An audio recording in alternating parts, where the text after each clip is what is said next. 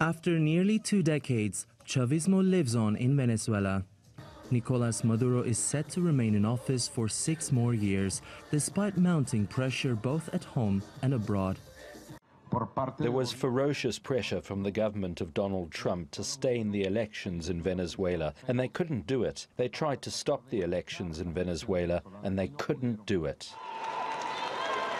Maduro's main rivals have criticized him for the deepening economic crisis, which has led to the shortage of most basic necessities, including food and medicine.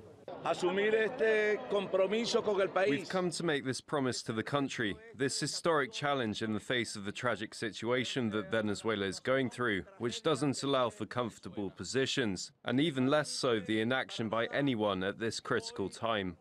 But the majority of the opposition and their supporters aren't convinced about the fairness of these elections. We will have results, and they will be fake. We know that already. And it will show that millions of people who are outside the country will be listed as having voted. We are used to this. I don't want to be part of this farce.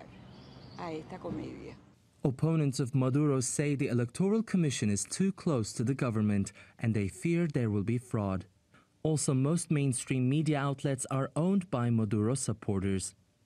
While voting centers at certain neighborhoods remained largely empty throughout the day, some saw long lines of Venezuelans waiting to vote, demonstrating stark political divisions across the country.